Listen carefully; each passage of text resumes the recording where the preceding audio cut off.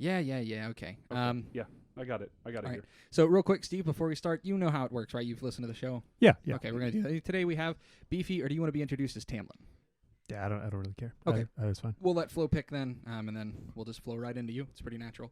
I'm gonna take us all off here while I start this intro. We're gonna flow right into you. All right, are we ready? Yep. Cool. I'm gonna hit this intro. I'm Sir Flowbojan Thunderhammer. And I'm Teflon Frosthammer. And I'm Cabbage Tidehammer. And this is WAK. If Amtgard knighthood means anything, you can't knife a motherfucker and keep it. And the thing that people need to understand essentially about arts and sciences events is that your scores don't matter. Do you want a black phoenix or a white phoenix? Jeez, language, man. We're on a right. freaking podcast, for fuck's sake. Mind-blowing experience, right? Hello, everyone, and welcome to WAK, where we discuss topics important to the Amtgard community at large and talk with interesting people from around the foam fighting world. This week, we have a very special guest that might be Tamlin, that might be Beefy, but is definitely not both of them. Are you the evil twin or the still evil but not quite as evil twin? He has a goatee, kind of.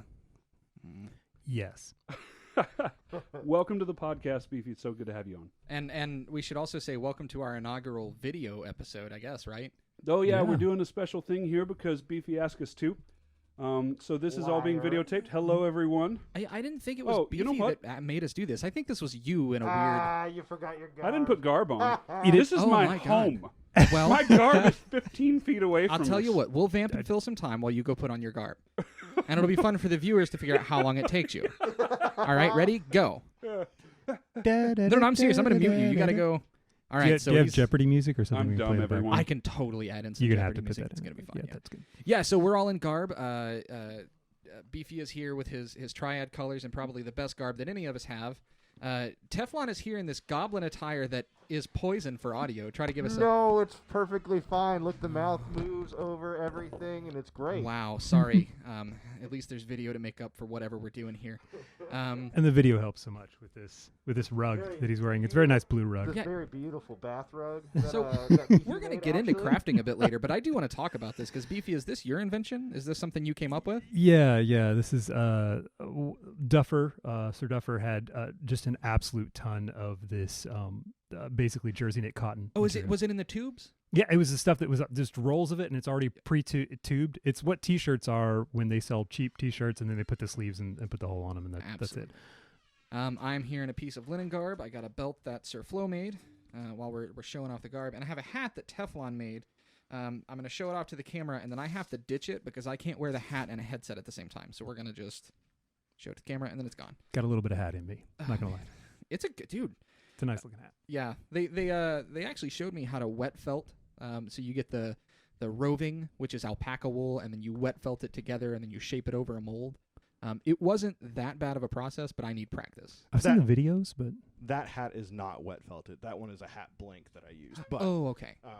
Both are very valid techniques. Okay. I saw the wizard hat you did, and that was straight up wet felted, right? Yeah, those are wet felted. Now wait just a minute. Yeah.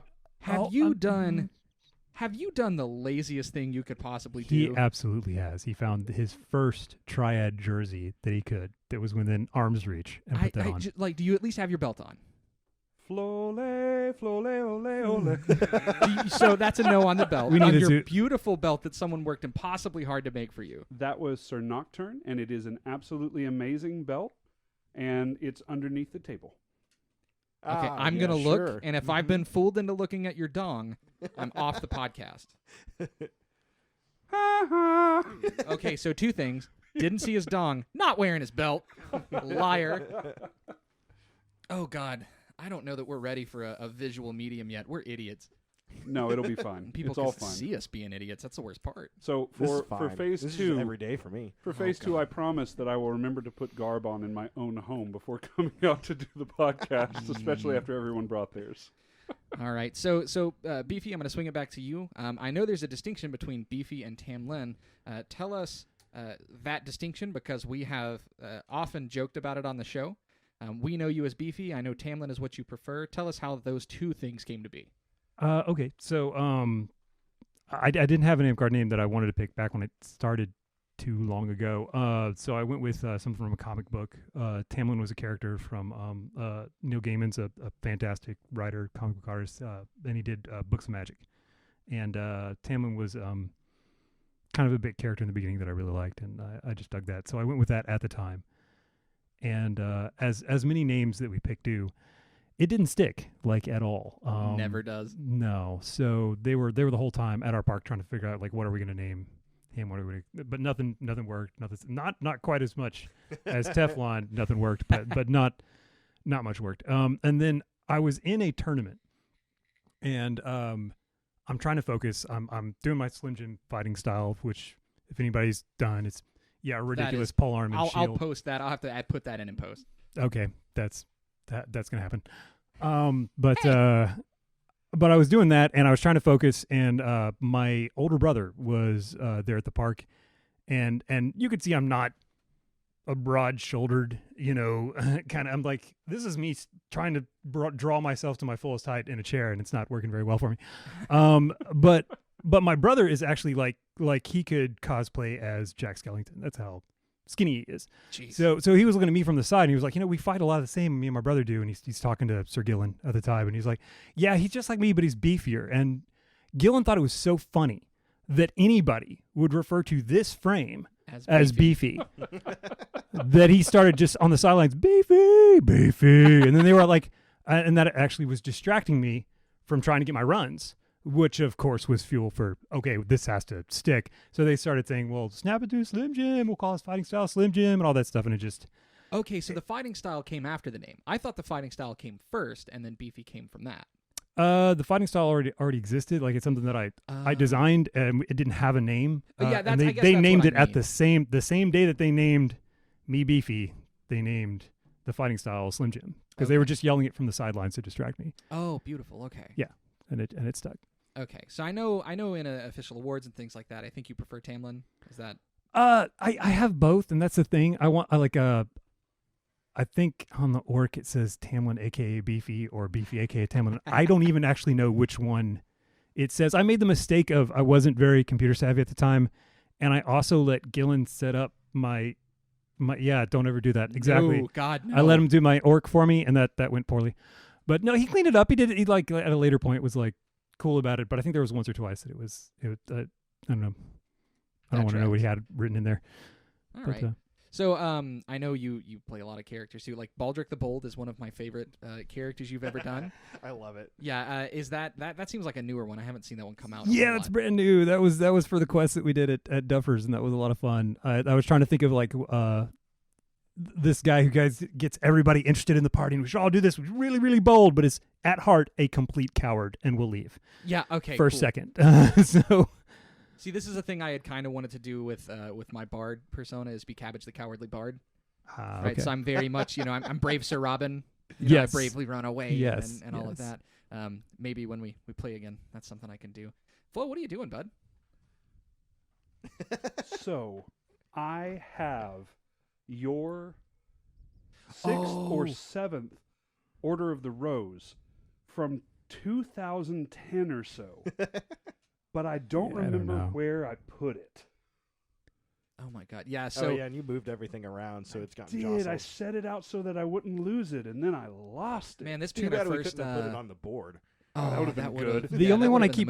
I actually don't know what hardly any of I had. The only one I keep track of is my Order of the Old Man. Yes. How many of those do you have right now? The one, because they keep forgetting to like they gave it to me like 10 years ago. Oh wow! Oh, nice. Yeah, I know. Like, okay, I'm in my 40s. Well, I mean, what happens when you get 10? Are you just a sword knight? Or dead? I don't really know how that yeah, works. That's fair. No, you join us. You have to join SCA. Ah, okay. That's how that works. I see. They have a weird initiation ritual, huh? Man, he's looking for it. He is digging. He knows. So this is the first time we've done a video podcast, and there's a lot of Amtgard ephemera just sort of floating around the room. You can only see a bit back here. I know there's a lot in the frame. You obviously have Flo's wild collection of board games. There's also a couple of shields on the side here and a weird trophy thing that I want Flo to explain to us because I almost broke it mere minutes ago. Oh, did we find it? Yeah. I say we I did anything. It was laying on top of Mystic Glade's original contract. We were looking for that like 6 months ago, man. That was a big deal. Hey, no, we were looking for Radiant Valley Valleys. for the new contract. Yeah, right. Never mind. We have the original. I Mystic told Vidalia Blade. that I have Mystic Glade's original contract, and she's like, "Cool, thanks. I can turn a defunct Parks contract in." Right. That's right. It was Radiant Valley. Maybe Mystic Glade takes back over. They're the only ones with a contract. Yeah, right. No. I still have a Mystic Glade belt favor on. I think it's like the only piece of garb that I have show left. it off. Yeah. Well, isn't that also... So that's the crown from Mystic Glade, hanging on that piece of pottery there. It is, yeah. And that sword pommel in there is Beefy's. He and I broke it in a tournament. He used to put pictures on the bottom of his from tattoo magazines. Oh, my God. And... no, these were Zeb's printouts, but I did that design. Yeah, I remember when you guys were big into that. I thought that was yours. Yeah, I did the design for it. I did. Yeah. Like that, yeah. The flame print is like it's very, very derivative of the Godsmack logo. Oh wow, it kind of is. I'm gonna try to get this close to the camera. Worst case, I'll put it in into the timeline We'll here. take But a picture of it. Yeah, but Gillen printed up a whole bunch of those. Yeah. And then we just would trim them out and put them on your pommel, so you'd be like, hey, new kid that's walking off with that sword, can I see the pommel real quick? that used to be a thing. Give me that. Yeah. Please quit stealing my swords. So, bric-a-brac wise, the thing that you almost knocked off the shelf playing ping pong earlier. Listen, was I'm sorry. It wasn't our fault. It was absolutely your fault. Is an award that came from jugging. We were in Kentucky, and the triads were competing, and we came in first place, and that was the reward. Was that piece of pottery is this with Winter the 3 War arrows or in it. Knoblander? What is the? This Kentucky was event at the time? pre-Knoblander, I think. It was just a random jugging event, I believe. Beefy, it's were just you Kentucky, quicking okay. for that time point? Maybe Because I think I had quit by that point, but I know I didn't compete, so I don't know who quicked. I was just curious if you scored on the other team or not. I know that happened a lot at a few different places. My company had to put somebody on the opposing on our post so that if I started running towards our own post with a dog skull, they'd be like, "No, go the other way." All right. 3 times I ran the wrong direction. So you've been in the game for how long now? You've got your Order of the Old Man. So how? I do. Yeah. I in Gathering of the Clans, Cloudcroft, New Mexico, 2000. I was able to be in the newbie tournament. Okay, that's a very specific. Yeah, because I lost that newbie tournament. I was pissed about it. Oh, is that where? Yeah, he made it to the final round and fought someone who later moved down to Florida. I don't remember his Amp Guard name. Todd is his real name. Nice guy. Yeah. And they reset the match like 3 or 4 times, if I remember correctly, because you kept on killing him, but there was a ring size limit, and you were pushing him out of the ring, basically? There wasn't even a ring size limit. There was just a circle of people who foolishly decided to sit on the ground as a ring. And you were with fighting a guy, with Slim Jim, so no, I was fighting with a Q-tip they handed me that was supposed to be Slim Jim, and this guy was fighting with at least 12 feet of polearm in maybe a 15-foot ring. So there was no way for me to not back him out of it. Every time I closed distance on him, he of course trampled over the people behind him. Yeah, or knock somebody out with some bamboo, right? No, he would backpedal like Matt. Of course, you have a polearm. You're being backpedaled. Right. You run backwards, and then he would just trample whoever was behind him. And they were like, "Oh, you ran him out of the ring again." Like it was my fault. I was like, "Oh, I'm sorry. I didn't stand there and let him." How stab dare him. you? Yeah. I mean, what's my strategy here? I don't know. Explain it to me. All right. So give us the I guess the intro then. How did you get into Amped Guard? What dragged you in, and what keeps you going? Gillen dragged me, and I was into fighting with Shanais. Which is if nobody's tried that, it's like bamboo sticks strapped together. Oh yeah, like the training sword for a katana. Yeah. Yeah. Okay. Yeah. Specifically designed to bust all of your knuckles. Yeah. Well, I was like, who's Shanais? Are they like? Is Are this they an actually Amped kendo sticks, or is it different? Yeah. It's same thing. Okay. Cool.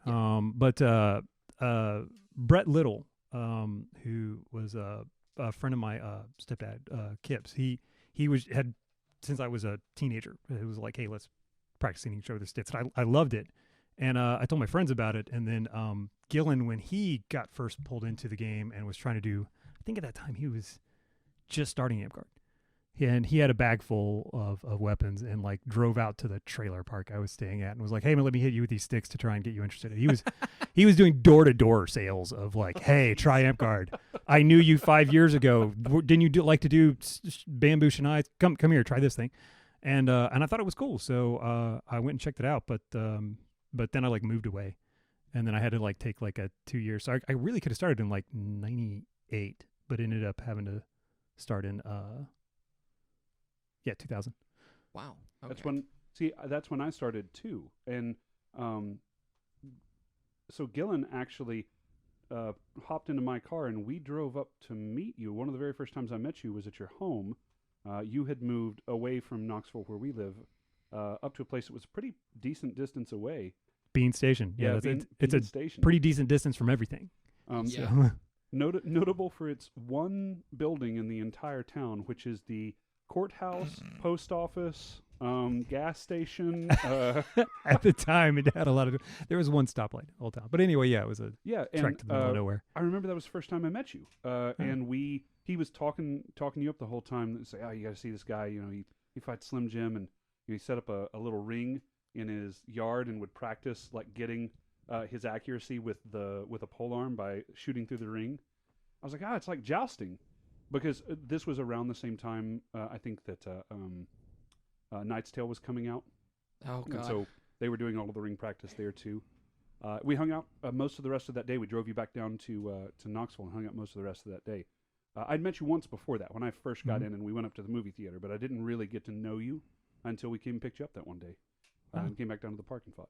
That sounds really cool, man. I don't remember that at all.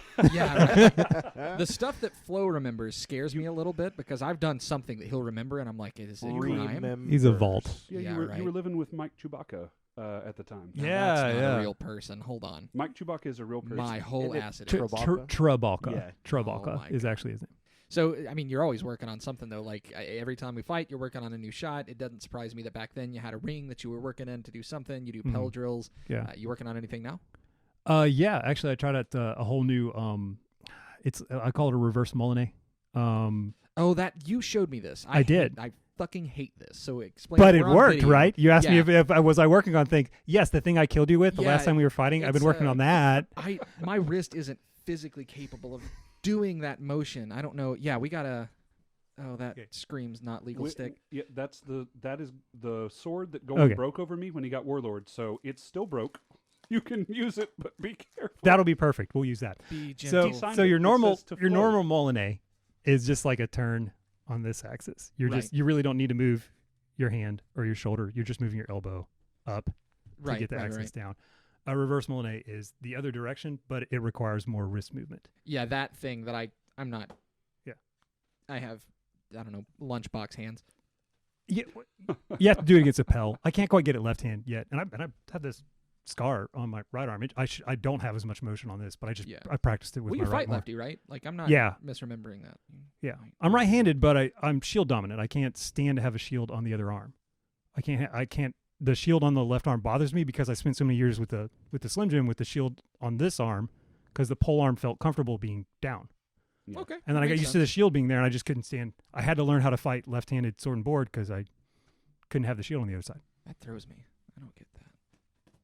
Lefties are a curse on the board. Well, he's not even a real lefty either. No, I'm not. That bothers me the most. It's Every time I die from it. You're not a real lefty. Nope.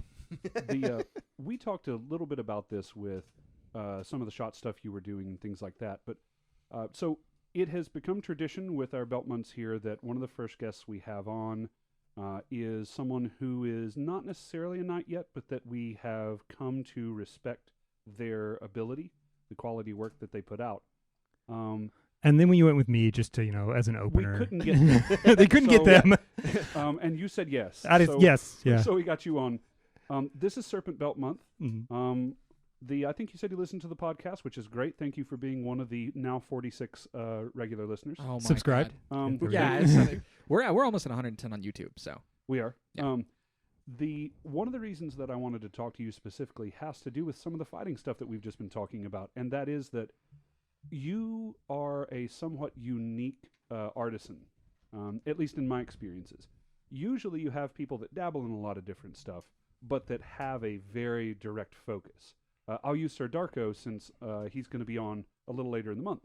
Oh, nice. By the way, Sir Darko contacted me and said he's going to be on a little later in the month. That's good to know. I was wondering who the next guest was going to be. But he leaves. They really us were in trying to find suspense anybody. Also. Yeah, right. He has dabbled in quite a few things, but he really focused in on leatherworking and sewing specifically. He's very, very good at both of those. You have really taken dabbling and turned it into an art form. I would. It's very diplomatic. Yeah, thank you. You do a really good job of not doing anything excellent, but doing a lot of things really well. I would say that you really well is kind of like a metric. The comparative. I'd say that you do a lot of things really well, and you have. This is such a beautiful bath mat that Jeff's wearing. You did that really well. Did you make the tunic you're wearing? I did, yeah. Okay, that's going in the timeline so people can see what the hell well, you it is, and I actually so sewing was one of the things that I would say that you focused more in on. Maybe you had a little bit more innate skill or something like that, but I want to narrow this focus down for just a moment with a very specific question. Is it that you have a lot of interests and you move to whatever project is kind of speaking to you at the time, or are you doing something to fulfill a need? Like, I need new garb. And so I'm going to make garb, but I'm going to make it look good. I need a new weapon combination, so on and so forth. I don't really know which way that actually goes normally. I mean, I think it's a little bit of both. I mean, like sometimes I'm working on a project and it's what I'm focused on, and then it starts going south, and I'm like, this is crap. I don't want to look at this ever again. and then I make something else because this sucks and I want to move on. But sometimes it's like, hey, we're running a quest and there needs to be a frost giant. They need to be able to wear, something frost gianty. What would that look like? I don't know. Maybe it'd be blue and with dangly bits on it. And then we've made up like a mask and other bits. So this was like need oriented. And this was like, I don't have anything nice to wear at court, so I should make at least something. So I got to ask real quick, because we pointed it out, and it's a little hot in this space right now. Yeah, I'm wearing a linen tunic and I am sweaty.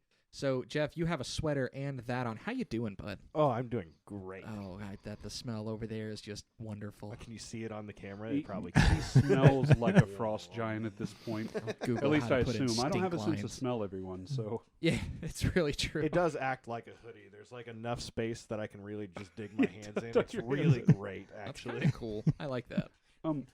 So what was your first thing that you really got into? Like, I'm not counting like you have to make your first sword or something. What was the first craft that really spoke to you? Yeah, it was garb. It was sewing. I went to events and saw people like the Justicars or the Rogues, and some of them just had excellent garb, and I was like, well, that's really cool. I can't do any of that. How can I scale this down into something that's manageable, something that I can learn how to do with a straight stitch or a zigzag stitch, because that's the only two stuff that my girlfriend and then later to be wife, Pickles, showed me at the time, and showed me how to use her sewing machine that she had left over from home ec from high school. And I was like, she was like, there was like 50 different settings on it. She was like, well, here's straight stitch, here's zigzag. Those are the only two you need. Yeah, right. Yeah, that's I'm it. I'm gonna die on that hill. And you're right. I mean, like if you can control your stitch width and length, well, then you can do everything for applique. But like, I tried to learn how to do applique and start out with flame print, kids, because flames can look like garbage for the applique, and it doesn't matter because it's flames. It can look random. And that was the Sons of Ra was the fighting company that we were in at the time, and then it was all Egyptian and a solar image there. So a lot of flames on stuff just to try and cut my teeth on it. A lot of slough coats and tabards, just to keep it simple. Didn't know how to make a tunic for like the first 5 years or so that I was in Amgard. Sleeves are weird and hard to comprehend. I did much more complex applique long before I did sleeves. Yeah, that's what I'm saying. Yeah. Like, you do a sleeve and you think you've got it right, and then you pull it out and you're like, I'm done. And the sleeve is fucking backwards for some reason. Mm-hmm. Even though you mapped it out in your head 30 times, you're like, this is going to be good. It's never. Yeah, all you do is you just put it in under French seam, and then you act like that was. Right, thing, yeah. Right? Yeah. That's what everyone does. Yeah. I was picturing it like you reach in and it just goes up like this instead of your arm coming down. Yeah, that's you have one sleeve a little longer than the other. And then you have one sleeve that's like this and one that's like this because you French seamed it for integrity or whatever. I definitely didn't do that with one of the first tunics I ever made or anything. No. Nobody ever has. I did one that was I had the sleeves. Well, they should be tilted a little bit because our arms are down most of the time. And then like the very first moment that I went for like a high cross or something, just right up the. Was that your elf garb? Yeah, maybe. I don't know. I loved the elf garb. Speaking of making sleeves of different links, I used to play wizard and healer all of the time, which back when I got in the game was a lot of throwies. So I don't know if you remember this, Beefy. I made a piece of garb that had like this big, long draping sleeve. It was kind of modeled after your elf garb that had like the dagger sleeves. Thing. And do you? The other one was tight to my arm so that I could throw with it. And I thought in my head, and I thought on the piece of paper, I was like, this is going to look badass. I'm going to be able to like store spell ball. I made a little pouch. I was just thinking, I'm not going to lie, I was just thinking that would be kind of really cool. I'm not could do this thing where like I would flip it around my arm and the whole thing would wrap around and I could hold it like that to keep it out of my way. And it was not cool at all. It's one of those great ideas, awful execution things. Like you can never get it quite right to work the way you want it to. So here was my first time out on the field in an actual battle game. I come up on Beefy, and Sir Gillen's on my team. He's like, take him out, freeze him. And so I get my spell ball ready, and Beefy shoots in and hits my sleeve. And it hits my sleeve, and I go, ah! Because my feet fly out from underneath me because it caught in the little thing of the sleeve and pushed me completely backwards. Ah, okay. I ate dirt, and Beefy walked up and immediately went, hey man, are you okay? Tapped him on the back. Well, as I'm stabbing on the back on the ground. Are you all right, buddy? Stab, stab, stab. Just light stabs. So I ripped the sleeve off and went like for a very long time went with one sleeve ripped off. So making the best out of your sewing mistakes is something that we all had to learn, and Beefy helped me come to that realization. So speaking of mistakes, Beefy, at least for a little while, you guys were a little strapped for cash and everything. So when you did projects, you had to make sure that everything you used was very purposeful, right?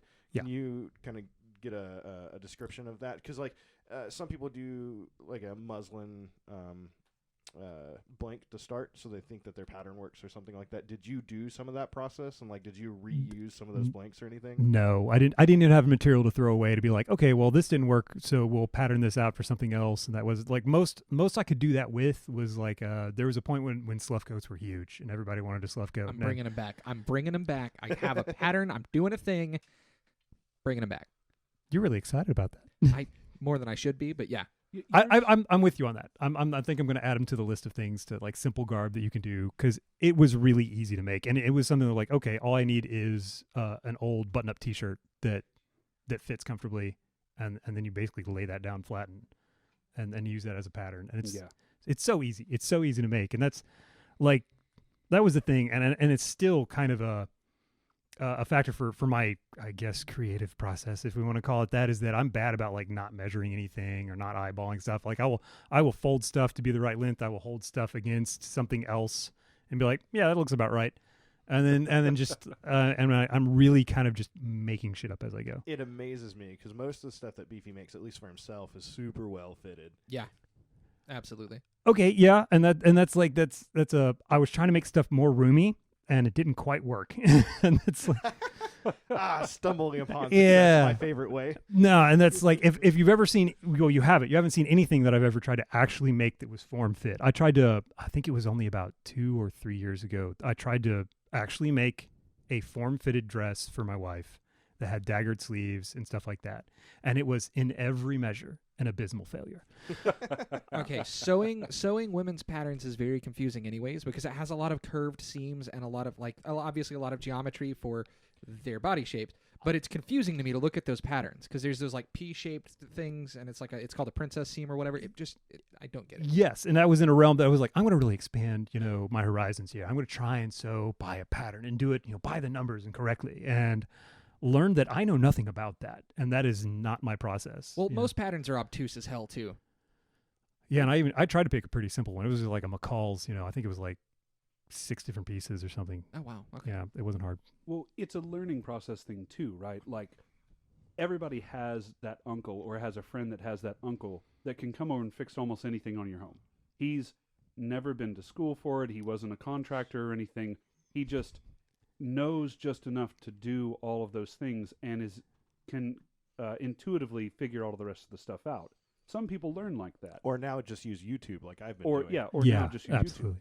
YouTube. We've all had to fix our own car. Yeah, absolutely. And then some people are very much by the pattern. It has to all be measured out. You know, I need to have it down to the 16th of an inch sort of thing. Why are you looking at me? You getting all up on me? Why are you looking at me? I wouldn't know about, measuring and hearing stories that Lexi was like, no, I have to have it exactly so many inches or blah, blah, blah, blah, blah. Lexi left. Lexi could not be in the room, and all we were doing was cutting the damn fabric. And she's like, okay, we're done. Like, Lexi should be here. That was the first thing with this. It's, hey, Beefy, will you come on for this podcast? I was like, so did you ask Lexi? Did she already say no? She won't do it. She doesn't like talking or the internet aspect of our game and stuff like that. But to be fair, Lexi has always used you as the competition. Like on a You're kidding me. No, Lexi's leagues beyond anything I'll be ever be able to do. Every time you come out with something, she was like, "Ooh, I hate Beefy. I'm going to make something better than Beefy." Okay, I have to admit there was a point where we had to like rock scissors paper over who gets to use crows in Celtic Network, because we both had a Pinterest board that had like 37 different crows in Celtic Network for sleeves. Can you imagine like a full sleeve of one a Munin on each shoulder? Oh yeah, awesome. So I've imagined things like that, but I can't ever do anything like that. Yeah, I can't. Notice I don't have crows on my sleeve or my shoulders. So my answer now is maybe foam. Like not even okay, kidding. yeah. I want to get into EVA. Some of the stuff with EVA foam, it looks That's what amazing. Like I've got a gladiator helmet. I guess I should probably take that looks so cool. We should have it in the background. That would make an awesome tchotchke. I'll bring it over, yeah. But tell them your plan. Oh yeah, so with Druid. Yeah. So I don't know if I want to do it out of Druid or Healer, but my thing is like for monsters in general, I don't feel like you need a monster class. You can be creative and just bring, like, from a Serpent perspective, bring a really cool look to the class that's different. And so what I've challenged myself to do, because everyone's whining about whether Paladin and Anti-Paladin should be unlocked or blah, blah, blah, blah, blah, blah. It's like, screw it. I'm just going to play a quote-unquote Paladin out of Druid or Healer, and then they can just eat one and look like a Paladin or Druid. And use I think the foam, to yeah, build up. Yeah, and foam use armor. Yeah, absolutely. We've established that foam cannot be armor and cannot be confused as such, basically. So I'm going to make a foam Paladin helmet and some foam shoulders with a cape on it and be a goblin paladin of I don't know what yet, but we'll get there and have like just like a foam upper shoulders area kit, and then somehow or another craft some garb or pay somebody who wants to do it garb that will look kind of goblin-y but like a little shiny, right? Or maybe not shiny, like a bougie goblin. Yeah, like a bougie goblin, yeah. Right? So that's kind of what I want to do as far as the serpent kind of aspect of things go. Yeah, I think monster garb is I'm growing towards that as far more interest than just like, oh, I have really nice court garb, and I mean, like I can buy that on Linen It's just Garb. more functional. No, that's the loop you get stuck into though, right? Is you're like because I do the same thing as you. I don't measure shit. I don't make a mock up or anything. Like I just sew and I make something and I'm like, all right, new garb. Fuck, that's kind of nice. I guess it'll be court garb. And I have more court garb than regular garb now. Like, I don't want to fight in half the stuff I've made because I'm like, oh, this is actually, it fits pretty well and it's kind of nice. And I don't want to rip it. I want to challenge the idea that people have of court garb right now, too. I think that a lot of times, and you touched on this, Jeff, but I want to, my hand is kind of right in your face there for the camera, isn't it? For the camera, I guess it's a problem. I don't care. Oh, wait, stick it back out there. Let's see how bad it is. Yeah, that's poison. So, I want to challenge the idea that people have of court garb, and you mentioned this a little bit, but I want to kind of elaborate on it. People think of court garb and say, well, okay, I need like, a really nice thing with long tails, and it's got to be like a cool fit with frock buttons and things like that. But court garb can be as much fun character development and role play as you really want to make it. Like for Flo, for like the dumb barbarian Flo, his court garb is leather armor at its base with like a chainmail patch and the center part of a shield over his heart that's just been bolted in, and it looks like he scavenged random pieces off the battlefield and put it together. I haven't been able to make it because at the time that I said, okay, I'm going to do it, our leather store in Knoxville closed down. I was about to call the biggest of bullshit until you said that, because I was like, I've never seen you wear it, but that's your idea. Yes. Okay, fine. Yeah, and so after it opened back up, I've just had other projects like starting a podcast up that we've been doing. Turns out it takes a lot of effort, huh? Yeah. There's a lot to it. But things like that can be really cool court garb. Things with the foam. Lorik talked about doing really cool stuff with the Eevee foam.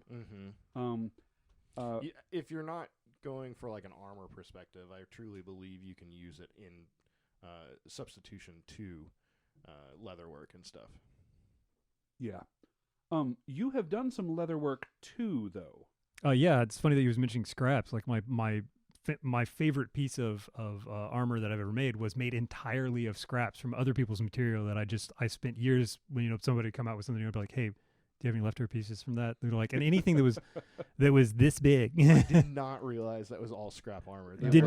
That's why all the leather looks slightly different. I just assumed it because I can't dye leather for shit. It always looks different from like every 4 inches. So I just assumed that was the dye not taking. It's the Kerboli. The Kerboli darkened everything roughly about the same color, like our tone at least, but it was all different random scraps. That's amazing. The problem that Jeff is referring to is called using Fibings dye because it's the worst leather dye I've ever seen.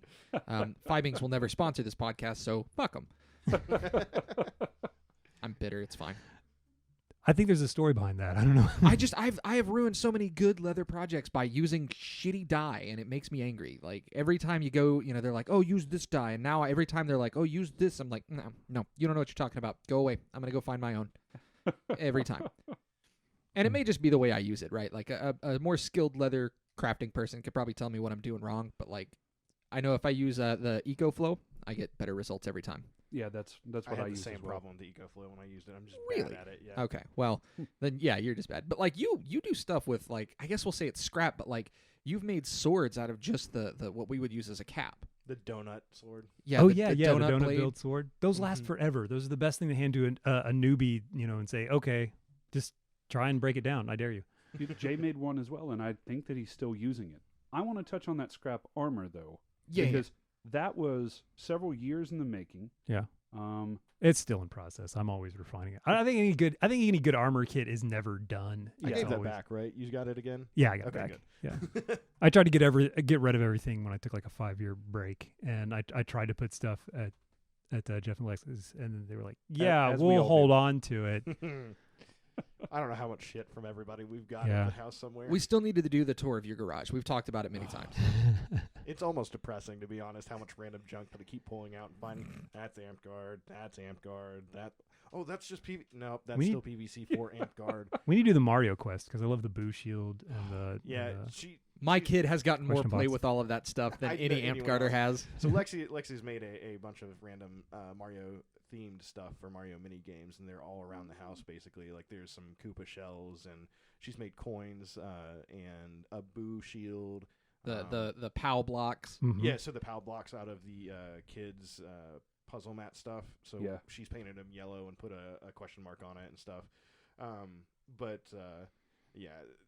She got off of it because COVID hit, and so we're not playing. She doesn't really care to go on with it yet. Once we get playing again, we'll probably take up again. But I've noticed that too. I mentioned the project speaking to you earlier because a lot of the people that I am not very crafty. I like doing crafty things. I'm just not very good at it. But there are a lot of people that will bounce between several projects, or like you put it, shove this away where no one sees it, and then later you might pick it back up. But before we move on, one last time, I want to actually find out what the armor is. We derailed flow. This is like a first. We have talked about the fact that it is pieced together, but you haven't said what it is yet. And maybe we can get a picture to put in too. If somebody can send us one, sure. I got one. They took a picture at a shot at an event recently. I had to check to see if it was on that picture. It's not. It's not. No. It's your basic heavy leather, and it's been kerbolied, and it's pieces of in a lamellar fashion. I know lamellar's always traditionally metal, but I didn't have any metal, and this was something that I could get a bunch of tiny pieces of leather, and the rule book at the time, you could substitute good old 6 thick and 7 leather, armor. thick kerbolied leather as a substitute for metal, as like I think it was a -2 or something like that. Yeah, like the way you could BS stack armor back in 6 and 7 was nuts. Like legitimately, I think I got 4 out of it. Yeah, I was gonna say you get 4 or 5 out of that leather at that point, and now I think you might get 3. I think, heavy will max at 3. The thing about it that I really like is actually your neckline and how you get in and out it the most. Yeah, that was a trick. It used to be that I had to like shimmy, like the whole neckline is kind of just a ring that makes almost like a coif. Yeah. I think that's right. But made out of leather, and it had like nice conchos on it that were all little Triskelions. So it looked nice without me actually having to know how to imprint or dye. I only have like carboling stuff and that edging tool that keeps the edge from looking like crap, and then your basic hole punches and rivet setters. That's it. I don't have any other kind of stamping tools or anything like that. So I'm making stuff up. I'm not even gonna lie. I didn't really think you had the rivet setters either. Because the Lamellar didn't need it. Yeah, it's threaded, but no, I a drill. Yeah. I have done a lot. I did with a stick. Like, oh, fuck off. I did hand put together a kind of a jig to do a drill press using my Dremel tool, so that I could get through a bunch of different plates of Lamellar at the same time. But yeah, the whole part that's the coif flips over on the top, and then it used to have to shimmy into the whole thing and then pull the whole top back over and clip the corners, and it was all the way around. There was no side seam that could open and you could stab me there. That didn't exist. Huh. Okay. And then I got too fat for it, so I had to be like, That's okay. why I stopped wearing it. Too. No idea what that's like. So now there's a seam that's on my shield side. So fine. But yeah, it's that sort of thing of what is it called? Goblin engineering, I guess, where you're picking up the bits and pieces, or you have this idea and you're using what you got. There's actually, you created one of the board games sitting right beside you there too. Oh yeah, we actually showed this off. Well, we didn't get to show it, but we referenced it on the last episode. Yeah. So this is Viking chess. Hneftafel? I'm going to say that a wrong. lot closer than we ever get. Hneftafel. It's probably got a rolled R and like some of those pinched vowels. There's different versions. I have a very Caucasian tongue, so I can't say it's them. like Hneftafel or Even whatever. Though that one like, would have been, but you can play about, I think it's 8 different versions on this one board, because these inner blue ones are the corner pieces, the edge of the board for some of the earlier variations, and then the later variations use a slightly larger board, and then there's one that uses just a very large board. Yeah, the outer ring is actually the traditional board that if you go to play right now, because there's still tournaments for this, that's the full-size board. You can get an app for it also that you can play different people online. Of course, there's an app for it. So Beefy and I actually and different versions, played online against one another in an airport when we were waiting for a work trip. But yeah, you made that. I think it was for a Secret Santa that we were doing. Yeah, we had a Secret Santa exchange. It was like, okay, you're not allowed to spend more than $10 on anything that we get. And I was like, all right, $10 in materials I can do a lot with $10. No one else was thinking $10 in materials. They were thinking $10 at, I don't know, the Dollar General store. Here's a gift card for $10.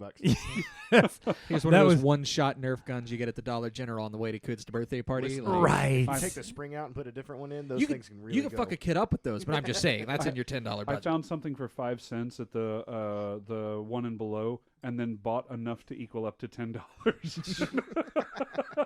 I felt like a jerk. They were handing out those everything that was just like regular stuff. It was like, well, here's a handcrafted this out of this, and here's the handcraft. This is these were deer antler that I carved the different images. That's got to beat the shit out of whatever everybody else got. Oh, for 10. I felt like an ass. I was like, woohoo! Yeah. So now Gillen still gives me shit about it. Hey. Here's the funny thing Fuck too. that guy. He knows that I really like board games, right? And so what he did is he went online and posted up to some of our. No, I'm pointing at his impressive collection of board games, of which this is not right. even half. No, Yeah, right. not even. I have some of your board games that I haven't given back, and you have too many board games. I actually, in addition to what you see there, I have at least 2 more full bookcases worth that I have either loaned out or still in storage or something that I'm hoping to fill up with these bookcases that you might not be able to see on It's camera. off No, they're not camera, in the but there's frame. a floor to ceiling off camera there that's they can't see. Yeah. But no, so you posted it up on Facebook so that you and I could talk about it and tagged me in it. You tagged me in it too. And you posted it to some of our other friends on one of our shared like ANS boards that we do. And was like, hey, I'm thinking about making this thing. I think that you and I had talked about it a little bit before then. I can't remember. Or maybe we had already been on the work trip. I don't remember how it all came up, but I don't know. I remember you being a bastard like that and posting it up. And I got it. I was like, you. Yeah, that sounds like me. So So when when you're looking to get into, and you do weaving as well. You've made more than a couple of belts. Yep. Yeah. When you're looking to get into this new project, whatever it may be, do you have any kind of like prep that you go through or planning period? I'm not talking about writing everything out, but like, okay, I think that I want to make a belt. So do you go do research on YouTube videos now? I know that you didn't always have that option, or is it really just like a jump in with both feet? And I know I'm going to love this answer because it's not what everyone can think. Is procrastination a prepping thing? Man, I hope so. Yeah. All of us here are going to have that. We finished up these sound panels while you were on your way over here. Yeah. Well, Flo finished them up. Me and Teflon played ping pong. Hey, Teflon helped quite a bit. Yeah, You I played actually ping did work pong. on that one. Okay, I was thinking about playing ping pong. I don't know where I was. Oh, I was setting up the camera. Yeah, you were I setting was up all being this useful, stuff, kind yeah. of. Oh, hey, you know what Yeah, we didn't turn on the GoPro. Don't look at it. Don't don't point it out. We have another camera set up. In the blinds, in between blinds, it's great. It fits and it has the correct angle.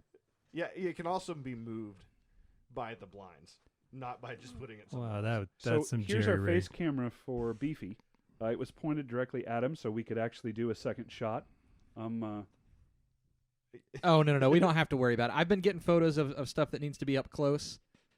Oh, there we go. Oh wow, that's wide. That's Wow. So that is on the. Can you wide- get every pore on my nose? That's really important. Here, pass it over. We'll get them. Thanks. Yep. Okay. Thanks. So We'll get it real close. we're recording now. This is our POV cam for the thing. There we go. Now, Beefy, I'll have you know you're on a podcast that Sir Michael Hammer of God called Disgustingly Professional. Oh wow. Wow, your forehead's shiny up It close. is. It is. Wait, Don't you gotta worry, get the the nose really catches do the you want light. to get it? there. Do you have a lot of those? What are they? Blackheads or whatever? No, just broad pores. Yeah, I have Yeah. enormous pores. Don't worry, I'm never gonna splice this in because I'm lazy and I don't know how to work this GoPro. Yeah. so. Okay. Awesome. I'll turn it off. That's good news. Okay, so we were talking about starting projects and what's your process for getting started? Do you refer to YouTube, that kind of thing? If we want to pick back up where we left off before. You guys just relentlessly want to focus on the questions you had planned. This is really just Hadn't That planned. we had questions planned here. I'm the only one who had questions Procrastination planned is our this time. plan. We just now went over this. Yeah, Teflon actually has a list of questions, which is the first time this has ever really That's happened. really cool. Yeah, I've been waiting for him to bust in with him for a minute, Oh, but we this is touched a a good. couple of them. We just barely touched on them, so I was waiting to Okay. grill him. go Okay, for it. okay. Go for it. Well, Well, I want to hear about your process. Like, yeah, I want to hear about your process. I don't really have a process. It is not something that makes any sense. It is really just like, do I have time? Are the kids out of the way at this time so that I can work on something and I have a narrow window? Because all right, I don't have a lot of space. I'm very, very poor. So my house is like less than 800 square feet, and it's me Hey. and yeah, but you're on your own, and it's a family of 4. That's So there's that. I mean, like I share a bunk bed that is under my son's bunk bed. You know, there's not a lot of room. So if I'm going to work on a project, it's half an hour to set it up. It's probably half an hour to break it down if it's sewing, laying everything out, and then it's I don't know that. Can you guys work on a project in less than 2 hours? I can't spend less than 2 hours on something. Well, depending on the project. If it's sewing, absolutely not. Oh yeah, weaving? because I think I'm going to go do something, and then I get everything ready, and in about an hour in, I get frustrated because I'm not good at it, and then throw everything away, and then go play video games. I got into weaving and whittling because I can hop in and do it like while I'm listening to a podcast or an audiobook or something. And if I'm only there 15 minutes, I can still make really good progress on it. So I can do that in under 2 hours, but if I'm actually setting up for anything, there's no way. Like I think even with belt weaving, I'm pissed if I can't all right, I started a belt, I got to finish at least half of it in one standing. I don't sit, I stand. I have the same problem. If I have a project unfinished, it eats away at me until I finish it. Right. To the point that I have literally brought like planks of wood and the table saw inside of my kitchen at 10 o'clock at night to finish something. It's a kind of possession. Yeah. It's a I need to get this out of me. It's stuck in my brain, and if I don't get it out in the world, it will haunt me. This is a part that I would have put in your process, because you have described it to me, and you're doing yourself a disservice to some point. You look at something, and then you're like, I want to make this, and then you're dissecting it in this very methodical and mechanical way in your head. All up here, Yeah. because I only have a very finite amount of table time, because that's the kitchen table is all we have. So there's, like I said, a half hour to set up, half hour to break down, 2 hours. That's a minimum 3 hour range that my kids can't use the kitchen. Right. You know, I gotta. It just to me, my visualization, even though I have poor visualization, is that it's like this old video game called Intelligence Cube. It's kind of like these squares fall down, and you have to move your guy into position to be in the correct way and don't get squished, basically. And you have to understand that, like, 4 rows behind it or something like that, so you're moving correctly for it because it'll get faster or something. I don't remember exactly, but like it's a Rubik's Cube-esque thing happening in your head, like, this piece goes here. I've got the white face. All right, this piece goes here. I've got the red face now, or whatever is how I visualize what you've described to me, what you do. Okay, yeah. And that's those kind of video games. I don't know that one. You're going to have to send me a link to that or something at some point. But like, yeah, the Legend of Zelda Breath of the Wild, all the puzzles in every temple is exactly how my brain. I love those little, puzzles. I hate that the temples are a little too short in the newer version, but still it's the way my brain works. And yeah, you're right. I sit and think, all right, this is going to have to be folded here and stitched here at this point, and this is where we're bringing 3 points together, which is always a pain in the ass. So how am I going to fix that, and which way do I need to flip it to make sure? All right, and then at what point am I going to put the applique on, because I need to leave an opening, because if you finish the tunic totally, you can't get up to this corner to put applique. Like every every little step of it has to be he's selling thought himself out. short with. He's got more of a. That tells me right now that you have more of a process than you let on. If it's a trade secret, it's a trade secret, right? Like I'm I fine with can't that. so that for me it's hard because I can't visualize things unless I put it in some kind of weird mechanical like cogs lining up kind of thing in my head. I don't know how to describe it because I can't do true visuals. Like I can't be like, okay, I've pictured this piece of paper right here and I fold it in half. I can describe to you the process, but I can't do it in my head. Oh, yeah, no, I I think of a lot of it up in my head, but it's always wrong. I mean, like there's I've never thought of a project all the way through, even the simplest project, and been like, yeah, and then went to execute it, and then every step went the way I anticipated. That has literally never happened, and I don't think it ever will. There's always going to be some aspect of it that I'm gonna get into and be like, oh shit, I didn't think about how this needs to have this over here at this point, and at what point am I going to do that? Okay, and then I have to stop and look at it and start reassessing, and I don't know, that's not great process, I don't think. But it touches on I think a really important point. You were probably a little naturally gifted towards that to begin with, and as you have done it over the 20 plus years that you've been in the game, you've gotten a lot better at it. But I think that there's a lot of people that look at ANS as this huge barrier to entry because they don't know where to. It's so large, they don't know where to get started. Well, it also looks really expensive. Like that's another thing that people get afraid of. To some degree, depending upon your craft. You don't need a super expensive sewing machine, though. No, and like all you have to do is like just keep. Especially, I didn't have the network. I got lucky that my girlfriend at the time had a sewing machine. Oh, you should see Sir Pudding's original sewing machine until like he was already knighted, basically, until he got a good one. Really? Every piece of garb that he made that were like the knighting gifts, they were so good, were made on a sewing machine that cost $49 from Walmart because he happened to work at Walmart. And that's all he could afford. I've made a great deal of stuff with one of those. The $49 brother. Yeah. Yep. But you can do that. You control a Goodwill or a thrift store or wait for a sale at Joann's. If you download the Joann's app on your phone, eventually there's going to be a sale, and that's going to bring down. There is perpetually a 50% off coupon in that app. Yes, and then you use that, and then you now I jump and I get the thing, and or you conversely use this media platform that we have to reach out and be like, hey, I want to try sewing. Who can let me borrow their sewing machine? Yeah, who can? I mean, we did that a lot whenever we were. I have a spare sewing machine now that is it's the loaner sewing machine. And you have one rule with that though. What is it? Never touch the thread tensioning knob. If you touch the thread tensioning knob, I will cut your fingers off. If you need to change the thread, tell me what kind of thread you're using, and I will adjust the thread tensioner knob, and then I will hand the whole machine back to you. If you're not into sewing and into ANS, you won't quite get how personal that is. But anyone with an old sewing machine has that exact mindset. If you touch my tensioner knob, I will end you. And all of us know that moment when we're sewing a straight line and it's clean, and on the top it looks relatively clean, but you hear that sound, that and you're like, oh no, I know what's happening, and you flip it under, and it is just a massive tangle, and it's something wrong with the bobbin, something wrong with the thread tensioner every time. For your project, since a lot of your project seems like you take a large amount of time to get to just because of how you collect materials and things, do you have like a notebook or anything that you have like a list of projects and the things you'll need or anything like that? That's not so organized. No, I don't have that. Not at all. I really wished you would because it'd make more sense. No, I have what is a trimmed down version and an organized version of a hoarder's nest in my closet, and you know those old TV cabinets when they had the deeper TVs. Everybody has a flat screen now, and the older, deeper TV cabinets aren't used anymore. You can get those for sale pretty cheap. And oh God, I'm seeing what you're saying. That's really I have clever. 4 of them in my That's home. Super clever. I have 4 of them in my home. They are craft cabinets, and they blend into the room that they're in, and you just don't open them. And then you put extra shelves where the TV used to be, and you can open it up and have compartmentalize different projects. Did you make a table out of one that you can slide out so it's easier to set up yet? Not yet, because we're waiting.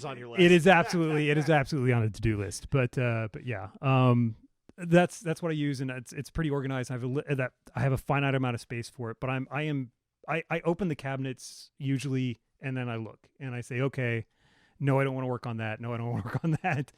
That one's irritating me, but I think I can get somewhere with it. Oh, that's new and shiny. I haven't started. I really want to start that project. So, how many unfinished or ungotten to projects do you have? Countless. Yeah. I have no idea. I do not want to face that Gorgon and admit to how much that one is. was one of the questions that will probably be asked to everybody. That's everybody. That composite notebook is my crafts thing.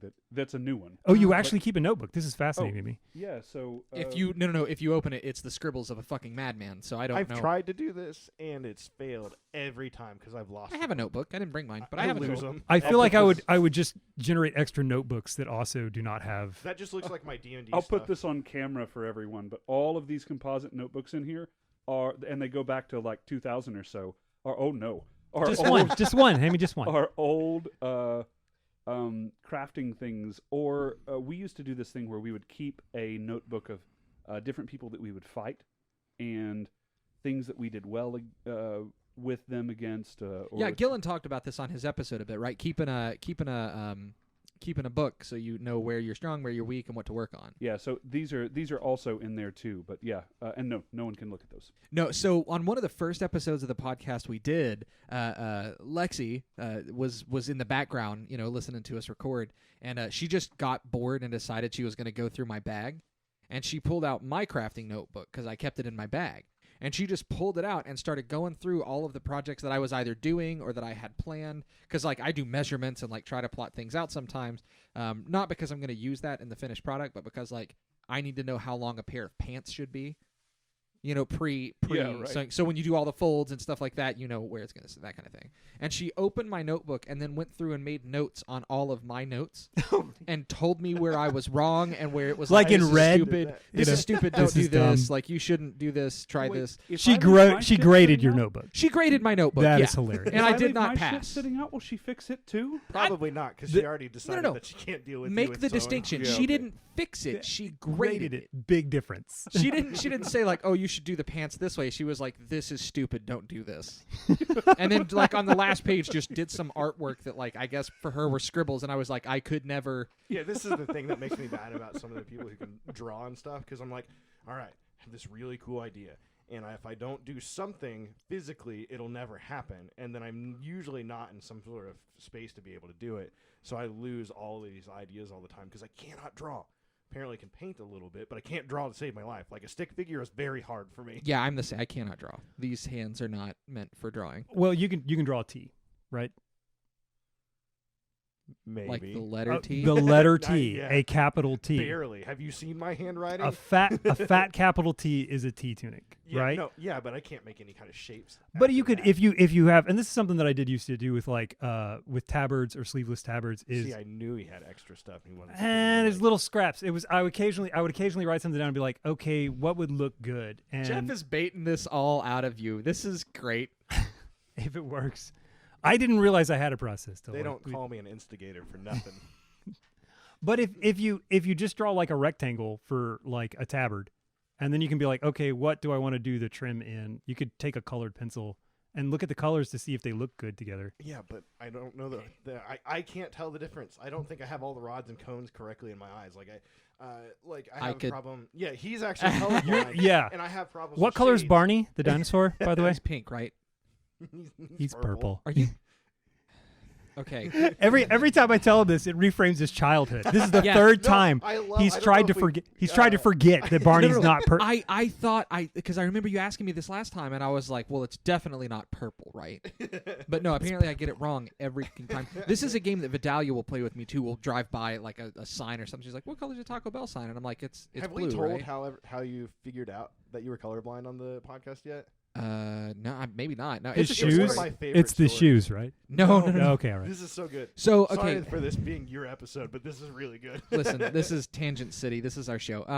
Yeah, we're So- all know each other really well, so it's hard to stay on any kind us of target. three work together, so we kind of no. So we I had to take my son in for a regular checkup. Nothing wrong. I think he was like 3 years old at the time, and they take his height and his weight. They figure out where he is. Like is he average height? Is he short? Whatever. And they were like, oh, we're gonna test his eyes real quick. And I was like, oh, cool. I remember having to wait for the bus to come by the school to do the thing, not realizing that meant I was poor. I didn't figure that one out. So they're like, yeah, no, we'll do it. They just have this like a viewfinder thing. And they just put it on his head, and they're like, all right, kid, here, hold this up to your face. Look at the birds. And in 5 seconds, and she goes, okay. No, he's got good vision. Cool. And she went to go set it down, and I was like, that's the coolest thing I've ever seen. Like, that's awesome. She's like, yeah, it's pretty new tech, but it basically it shines like a laser into their eyes or whatever, and it measures everything. I was like, oh, that's really. She's like, do you want to try it? I was like, yeah, sure. So she puts it up to my face. She's like, hey, look at the birds, and I'm like, okay, cool. She pulls it off, and she goes, yeah, red, green, colorblind. That's fair. And I'm like, what? What the fuck? And she's like, oh, you didn't know. And I was like, no, I didn't know. She's like, oh, yeah, you might, sit down. Are you okay? Like, are you good? I'm like, I'm fine. A lot of shit made sense in like that one moment. I was like, oh, okay. This explains so much. How you can actually land skill shots in League of Legends now. I had to turn on. I am bad at the game, right? But like I thought I was really, really bad at it. I was like, this just isn't for me. And then they have a colorblind mode that has the right contrast where I can see shit on the ground. Yeah, but I don't have exactly color blindness. I have a really hard time with telling shades.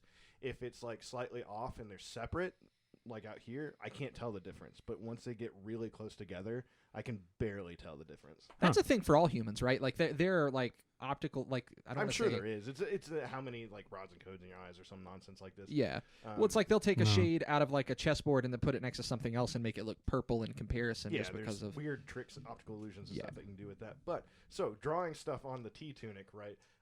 I color outside the line still, so I have problems with this. No. But you could put like, okay, if I wanted to put, if my symbol for my company was a circle or a smiley face, you could kind of put where that on different places and kind of get a ballpark, view for what that might look like if it was done. And if you weren't colorblind, then you could try different colors with you can go to the Dollar Tree and get a pack of freaking crayons for $1, and then that way you can kind of roughly sketch out the way certain things are gonna look. So I have this fear. This is my Man-at-Arms belt that Flo made me. And it's just brown. Okay, don't. I had because he's working on one for you as well. Yeah. Because your Squire's belt currently is a lifting belt, so it's a big. But he's working on one of these for you, and I have a fear that I'm going to just wear your belt out one day and get shit for it. No, you can't look at me like that because I know you're already gonna do it. But like, make it a different weave, maybe. Oh no, it's the exact same. Exact. Yeah, it's right. It's half finished sitting in that basket over Damn there. it. Okay. I had originally thought about weaving on a monkey's fist into the bottom of it. Ooh, that's dangerous for me and Lucas. And Lucas was like, "Oh man, yeah, me and Jeff could just go at each other with a monkey's fist." I was like, "Yeah, why do you think that you would get a monkey's fist on the end of your belt?" And Lucas was like, "No." That way we can tell them apart. Yeah, right. Squire, Man-at-Arms. Yeah. I'm actually you fine get with one it knot. because everybody at some point has experimented with putting chainmail or something on the end of their belt and learned real quick why you don't do that. Yeah, that's what Jeff was like. No, don't put a monkey's fist on the end of my belt. Because even though it'd be great to hit Lucas with, I don't know how many times I'm going to get hit with it. Because I'm of gonna hit swords. you with it. Yeah, just knock somebody out, tag the bottom of their belt. I don't even like the I don't know that the camera can see this, but this normal ending for a belt. Oh, the Solomon's bars? Yeah, the Solomon's bars. I don't even like those because too many of you all do a belt that's too long. And after the Solomon bar is done, when you take a knee, you can get up under your knee. And that can be painful to land on that. I like long belts. I like them to come down. I like the long belts that I cannot lie. That's all we get out of fair use. Yeah, the tip of the belt should be within an inch of the ground. Why? Period. Why do you want to trip on your belt? Yeah. Yeah, that's how the belt should sit. I've solved this problem. I just don't take legs anymore. I post. That is definitely an option. You gotta quit fighting in slick shoes. He was in like Vans last time we were fighting. And he fell like 3 times. I was like, man, could you maybe? That's because he stands on his toes and they're the smoothest fucking things of shoes I've ever seen in my life. And like damp grass right now. And you're like, come on, man. Yeah, I've put on too much weight for my cleats. It's just right there. We were at his house, and Vidalia was like, "You have cleats, just like right inside." I don't want to go get them. I don't. They're tight on my feet, and they're not comfortable. Okay. How was falling? Was falling comfortable? Shut up. I'm gonna get a picture of my. So this is an ANS episode. God, it stinks on this desk. I'm sorry, guys. You did this. You did this to us. Beefy did this. No. To be clear, no, Beefy I wouldn't brought this up. I did this. This is why I'm good at instigation. So have you entered any competitions with stuff lately? In the last 3 years, 4 years? Not to my knowledge. Yeah. Okay. Not even with all of the online stuff going on? No. Well, I spent almost all of the past year not making anything. COVID just drained my ability to. I really thought going into it was like, well, I'm going to house, all the time at home. I'll work on stuff, and my motivation for projects just fell through the floor. Well, and not just the motivation, but you're in a situation too where the kids are at home all day now. Too, right? You moved recently. Yeah. You didn't have a lot of opportunity to do it. Yeah. So actually think that this is a really good question to pose to someone who's not a knight and then kind of sort of on the grind to get there to some degree too. When you think of a ANS competition and you're getting your grades back, where we've heard from Lyndon the grades don't matter, but in your perspective, is a 5 a perfect score that is impossible to get to, or is a 5 a professional level thing that there's going to be some minor imperfections to, because no one's perfect kind of aspect, right? Does that make sense? Yeah, and okay, I think I could speak to this from a judging perspective. Right, yeah. More than anything, I would consider a 5 an impossible score. Interesting. Something that to strive to attain, but never to actually achieve. And I honestly think a 3 is because often 3 was considered acceptable, like swords, weapon construction. If it is not legal, then it's a 3. Anything under a 3 is basically a not legal weapon. Right.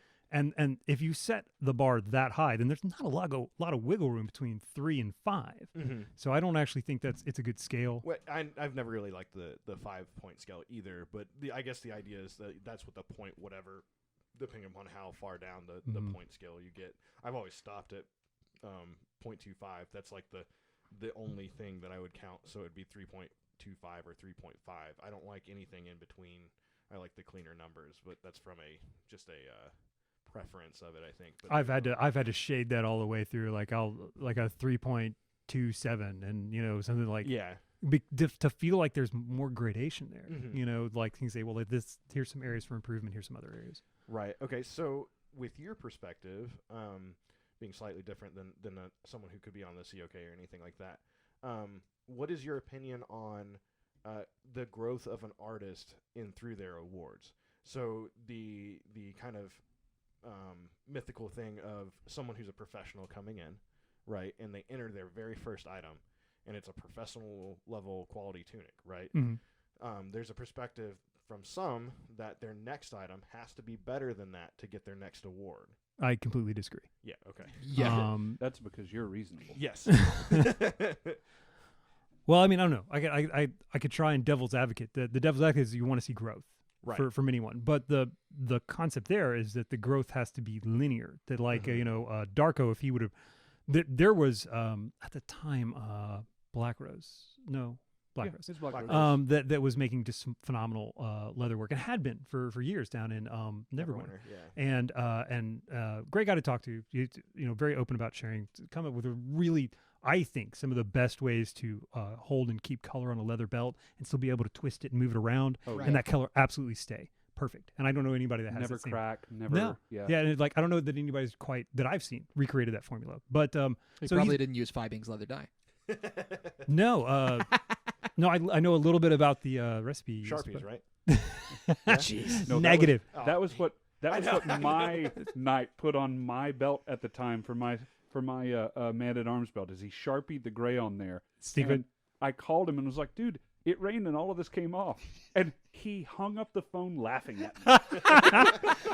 Yeah, that's stupid. That's perfect. All right, sorry to interrupt. Keep going. No, but Black Rose said to me once when Darko was really hitting his stride in leatherwork, because he kind of stepped on the scene with like really high quality stuff, and Black Rose said, "I am genuinely offended by how far he has come so fast. It is frustrating to look at this and say, how are you making this already?" You know, like it was lighthearted the way he said it, but you know, but that kind of hit. I was like, you know, it almost is like offensive for like what kind of scale that he was able to put out in such a short amount of time. So somebody who does that with leatherwork, okay, yeah, if he's putting out like a 4.9, you know, graded leatherwork, then that's it. They've maxed out leatherwork, but that doesn't mean we don't see growth in any other field at all for them. There's so many different other areas that you can keep expecting growth as a judge or as a knight or as another artisan looking towards someone else. I can say, yeah, your leather's fucking badass. It's amazing. This garb is kind of crappy here and there. Right. You know, so there's always room for growth. So I don't think there's anything wrong for you know, giving people, you know, their due when they've completed something and completed what looks like mastery level work in one area, and then just talking about other areas. So do you feel like someone who's focused, let's say, just for the keeping on it, leatherwork should to get to knighthood, in your opinion, should they have to branch out inside that same thing? So like if we're going to consider owl leatherwork and owls, right, should they make more things that are not owl or not leatherwork related but in owls to progress? Well, I mean, okay, using that same scale, how do you ever get to a master dragon? No, or I master... mean, this is what I'm getting to. Okay, okay. Beefy is not in the position to answer this in some kind of like crappy way where like, ooh, I'm on the COK, so I'm not going to give you a real answer, so I'm hoping he'll give us real answers. Yeah, my real answer is you should never have the belt as your goal. Personally, I don't think that's ever it. I think the goal should be like, man, this work was great, but as the artist, and I think every artist, like I can look at Darko's stuff or anybody's best stuff, and I see nothing but amazing work, but I know that they look at it and they see the mistakes that they made in it. Right. So your yardstick is never what other people think of you or whether or not they're going to give you that next order and that next belt. It's what mistakes you know you made. Mm-hmm. And when you can improve your next thing without those. How can you?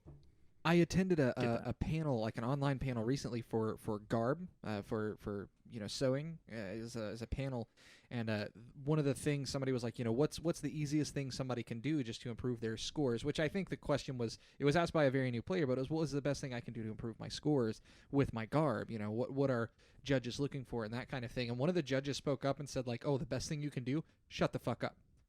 Don't say anything, because the first thing anyone does when they make something is they point out the stuff they did wrong. I'm guilty of that. It's like, oh, that's a cool jacket. I'm like, yeah, it's fucked up there, and that seems not right, and that's not. And then you can see, and it's like, dude, I wouldn't have noticed if you just didn't say anything.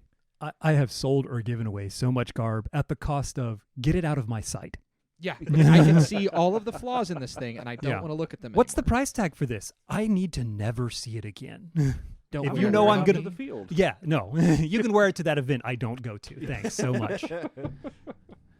No, the to speak up for the somewhat shadecast Night Circle over here from Teflon. I'm not a Serpent Belt, quite obviously, but You're wearing a fucking trash bag. I'd hope not. This is not a trash bag. It is my Triad soccer jersey. Thank you very much. That is athletic garb, sir. Yeah. It's got a certain sheen to it. Garb is questionable term for that. That's the new copper tone tan. It Oh, is. Oh, did you guys adopt the new tan? Look, there's the kid No. with the dog biting him on the back? Yeah. There is no proper tan or navy, by the way. Okay. No, That red there's is whatever Lexi's using. Yeah, that's true. Red is whatever Lexi picks, but the other two up in the air. Is a myth. From Goldwyn's mouth, whatever red Lexi is using is what we use. Or something along those lines. I thought you guys didn't have myth anymore. No, he's not in the Duck isn't either. Every single knight that you ask is going to have a different answer to the question. Is the problem? Yeah, Mm-hmm. no. I mean, I'm throwing shade slightly, but it's true. It's a loaded question. Really, it's a loaded question, absolutely. For me, and my answer is actually even a little bit different from yours. If Cabbage comes in and is a world-class leather worker, then and he starts turning in some just absolutely amazing pieces from day one and starts getting awards for it, I don't know if I necessarily need to see growth to start giving him the higher orders, because I don't know how I could necessarily measure growth. And I say that because he may come up with an idea that is extremely clever and well thought out and very simplistic. But to other leather workers, they're like, oh, I see what you did here, right? It's like taking Mary Had a Little Lamb and turning it into a 16-piece orchestral... Oh, I hit your mic. A 16-piece orchestral performance. You've taken something that is very simple at its base and turned it complex, and you can do the same thing. I hit your mic again. Hold on, I'm going to play this new setup with 4 people, it makes it really weird. Yeah, right. It looks really good on the I know you guys can't see it. Beefy might be able to see it a little bit, but it looks pretty good. Yeah. If Flo will stop hitting his mic. I'm going to do the big arms thing out in front here. But, so that's why I say that our judges are not experts in all fields. We don't expect them to be. So what I expect is that if a piece gets put out, a piece is worth whatever those judges are willing to give it. And if the person is putting out something that is of similar quality to what they've done before, but that quality is still like a 9, if that quality is still a 10, I'm okay giving them a 9. I like how or a we've 10. changed the grading system from this thing. Nah, it's fine. But I know what you're saying. Yeah, well, I meant for a 9th order. Oh, I I meant, got you. Okay. I meant like Order-wise, if that is quality-wise something that is worth a 9th order, then cool. My only, I'm with you there. My only, additive thing to it is that they just have to jump the same hoops everyone else has. Yeah, they just so have to make 10 perfect Yeah, they have things. to collect the box tops in order and done. Yeah, sure. For me, because it's not really so much the work that you can do; it's the amount of work that you've brought to the game, basically. How many orders are you at, by the way? I don't know. Oh, he's 7? at 7? Oh, I would have thought it was 8. I'm relatively certain it's 7. I can pull up the orc. I have a laptop in front of me. Please do. That is criminally low. Right. Like 8.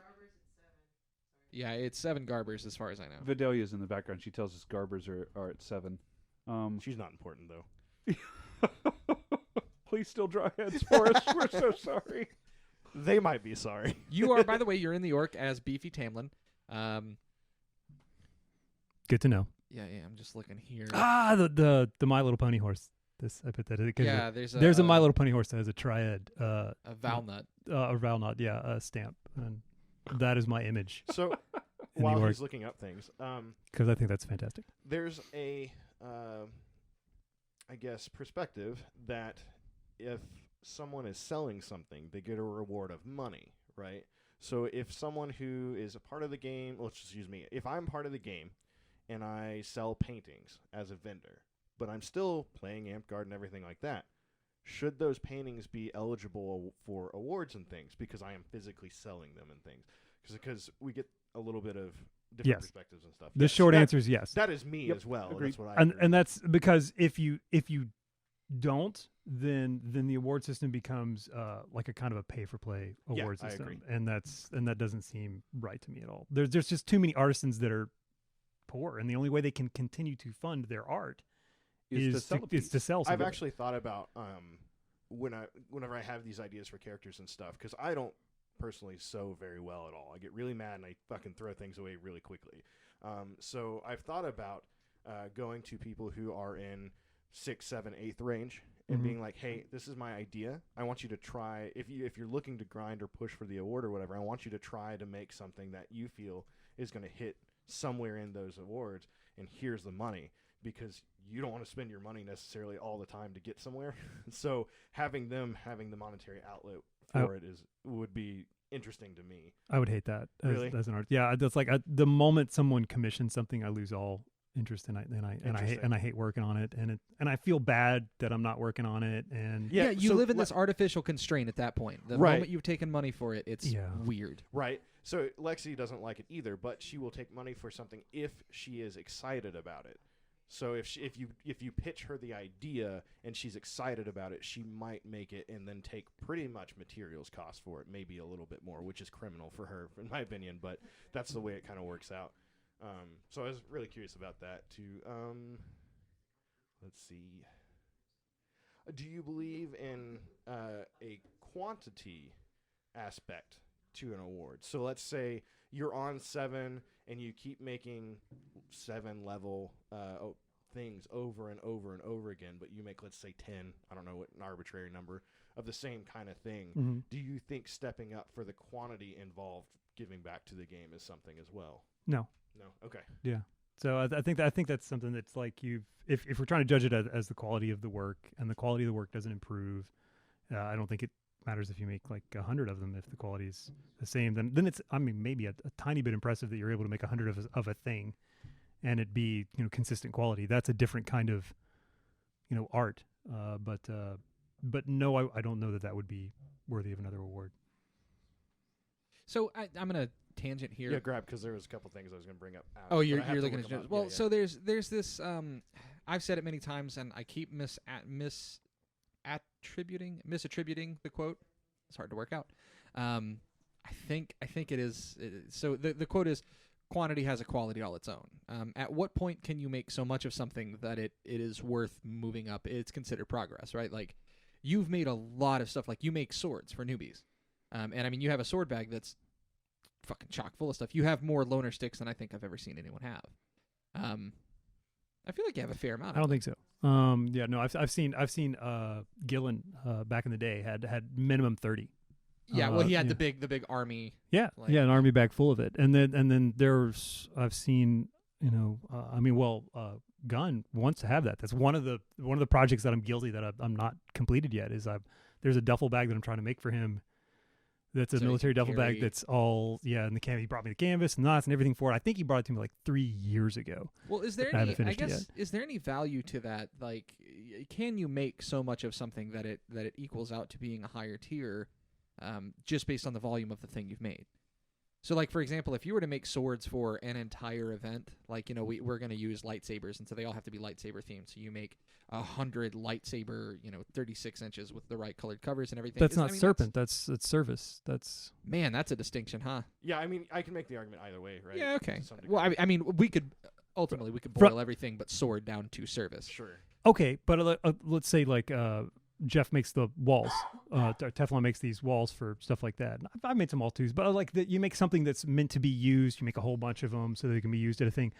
But the quality of what you've made does not improve with 20, 30 different iterations of it.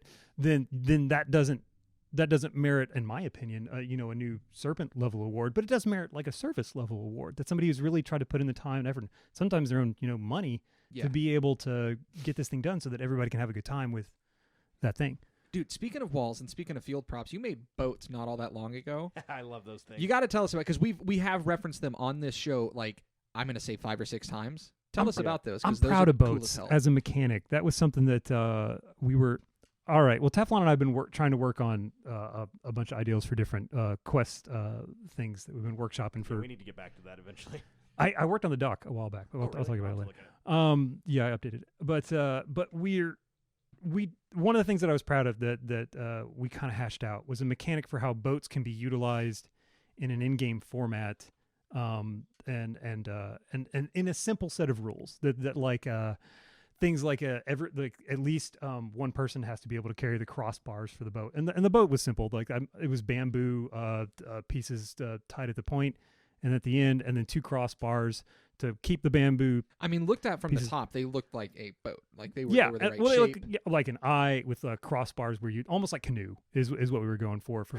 They definitely are basically canoe shaped. Yeah. I got more of like a Viking long boat kind of vibe. I mean, out that's of 'em. because of our setting, I think. But Yeah. ideally, like, whenever we were kind of had the concept of it, it was basically canoes. That's because I looked to my left and I saw Valnut, and I looked to my right and I saw Valnut. And Right. No I don't joke. know where he So gets that where idea. did you get the bamboo from? It's the Third Creek Bike Trail at Knoxville. It actually grows. It's invasive. So like I was walking through it at one point, and the Park Service was cutting a little bit of them. I was like, hey, can I take some of these? They're like, you can take as much as you want at any time you want. Cut it and haul it away. See, this is another thing, an aspect about Beefy that is very important, is that it's the quote unquote money saving opportunities that he finds in everything. Literally everything he does. It's really cool. Like I kind of want to run, and this is something I've talked with you about, is run a few different, how to make simple garb with cheap materials and simple stuff. Because I think a garb is all about like layering, and if you get some simple elements that are easily made, that you can mix and match and do that in a way. But that's a whole other thing. But yeah, the boats, it's bamboo and it's just lashed together. It's kind of canoe with crossbars, and if you're carrying them as a team, then you can move around. But the only way to land at land is you have to drop the boat and say landing. Right. If somebody gets frozen, then they're frozen to the deck, and then the other people can move the boat. But that's it. If somebody gets shoved, they get shoved to the wall, the edge of the deck, but they're not getting shoved out of the boat. So it was a lot of very simple mechanics. And I think even your high end mechanical thinking gamers like Teflon or Clover or some of them, they hit me with maybe 6 or 7 questions before they're like, okay, this makes sense. They were really trying to poke holes in it, and I really felt like we came up with something that worked well for boats, and then had the 3 island battle that we did at the event, that which came was out really cool well. as Really hell. fun. We Yeah. were so tired. It was I think it was 99 degrees and 85, Dude, it was 90% so humidity. hot. It was so brutal, and we'd Yeah. already been through. It was some, a day. Well, we'd And I already had been through. that on. Yes. And then I picked a team, and I was like, listen, guys, I hope you're not mad, but I picked all new people because I wanted to pick you guys first. So let's go have fun, and let's go create as much chaos as we can in this battle game. And that was and then that invested Did you guys people. win? Oh, hell no. But we probably had the most fun. I'm not going to lie. All of my crew was like, no, let's go create chaos. I'm like, I love you guys. It was cool because everybody was super melty, and they were one to cash out. I even had to went to Kazan and be like, Kazan, I got to pull a solid favor.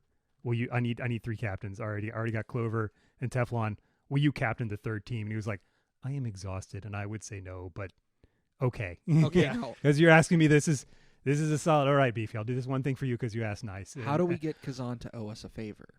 I don't know. Well, you did something. What did you do? I don't know. I was nice. Lucas, you just have to make them think they owe you a favor. This is a lesson of instigation, buddy. I think I owe him a favor solidly at this point. But what I liked about it was that he was clearly exhausted and was just doing one for the team, Catching them off guard's a big deal. Yeah, but I think Isn't less he a flame than knight? Isn't that Yeah. yeah. Yeah, I mean he's for the good of the game. And crown. Flame and crown. Guilt him into it. Knowing your opponent, No- so to speak, is no- really good too. Target audience, opponent. What are you talking about? Opposed roles in D&D, right? That's what we're talking about? No. Oh, damn it. But no, I tried. even as exhausted as was and exhausted as everyone was, after a couple of minutes of play, everybody was really invested. Yeah. And clearly having a good time despite the abysmal heat and humidity. It was pretty oppressive that day. I Yeah. remember very vividly. Of course, I also had that stuff on, and I was very hot. Yeah. I would have done that.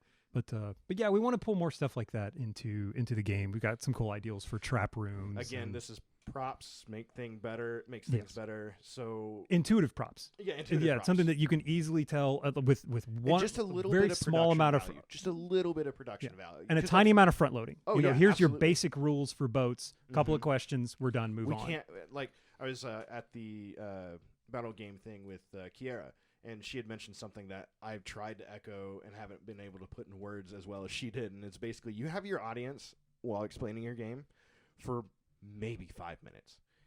Tops. So you have to get all of your core concepts in a 5-minute spiel, Mhm. and they cannot be super complicated. And this is something that I think I've talked about a little bit here and there, is where you can layer things once your target audience, as you said earlier, Mhm. is used to them. So you can have 2 normal rules that just everyone knows because you played it game after game after Right. game. You do and boats enough times. Everybody here knows boats. So then you can add a You do new traps layer. rooms. Yeah. And that's something, I think it was Clover or Sheeran I was talking about game theory with at one point, and they were saying that. And since then, Yeah. I've really took that to heart. It's like, okay, only introduce X amount. Yeah, like and it very, was, very that was something small that I amount of had like builds. as a concept but never put to words as well. And one of the two of them is what really put it into words for me is, and that's kind of my thing. Like I have this checklist of stuff that I just do, and then haven't put into quote unquote rules, and so it's hard for me sometimes to bring those to people. Yeah, no, I found Clover and Sheeran both to be really excellent people to bounce those kinds of things off of. All right, so more questions or? So I actually just want to kind of give a wrap up to something that we have been talking about in bits and pieces. I actually mentioned it a little earlier, but I am for our first video podcast ever. I am the one that stayed on topic. I want it known. I want it known we derailed Flo for the first time too. I think. Yeah. But so this is kind of tying together some other things that that you've been saying, but I think it's really, really important to give a shout out to this in particular. There's a bunch of people that think that the barrier to get in is I'm not creative enough to be an artisan or I'm not anything like that, but that's not really how you started. And at least for some part of you still today isn't how you operate. Wow. It's more of a, I want to have a hammer. How can I get a hammer? Yeah. And then kind of starting to work it out. I want to have boats. Yeah, I want to have How can I make boats. boats work in a game I and think- everybody understand it? You know, So I think it'd be fun. and that's a lot closer to how I think as well. I'm more of I'm more of a pragmatist when it comes to things like that. I don't have one of the reasons I'm not a good artisan, I feel like, is because I don't have the ability to have that like creative space up in my head. I can work through things once I know what I want. And so a lot of what you were talking about, you mentioned like in your head you'll start doing the puzzles and things. Yeah. You didn't start by that.